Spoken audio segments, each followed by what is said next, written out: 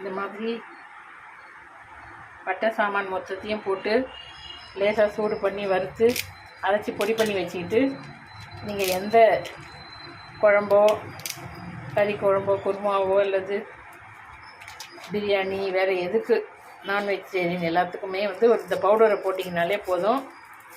ரொம்ப நல்லா வாசனையாகவும் டேஸ்ட்டாகவும் இருக்கும். இது எல்லாமே வந்து மருந்து பொருள் தான்.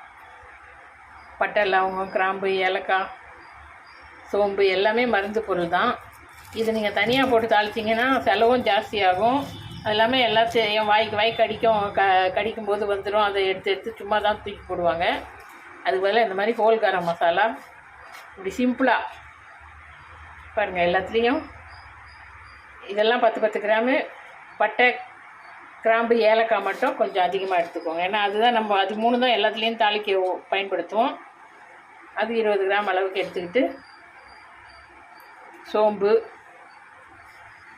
கொஞ்சமாக தனியா போட்டுக்குங்க.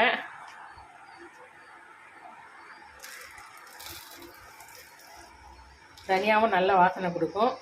கொஞ்சம் மிளகு ஜீரகம் போட்டு லேசாக வறுத்துட்டு ஆற வச்சு பொடி பண்ணிங்கன்னா போதும். நான் இப்போ வெயில் காலன்றதுனால வெயிலில் காய வச்சு பொடி பண்ணால் கூட போதும். நல்ல பவுடராக வந்துடும். அதில் நீங்கள் 1/2 ஸ்பூன் 1/4 ஸ்பூன் உங்களோட தேவைக்கு ஏற்ற மாதிரி எல்லா கிரேவி எல்லாத்துலேயுமே போட்டுக்கலாம்.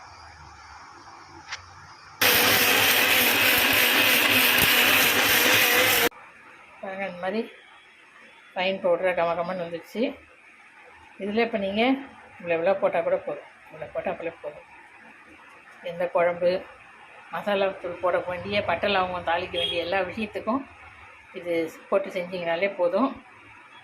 ரொம்ப வாசனையாகவும் இந்த பொருள் ஃபுல்லாக நம்ம சாப்பிட்ற மாதிரியும் இருக்கும். பவுடராக இருக்கிறதுனால உடம்புக்கு ரொம்ப நல்லது. செஞ்சு பாருங்கள். மறக்காமல் சேனலை சப்ஸ்கிரைப் பண்ணிவிடுங்க. வணக்கம்.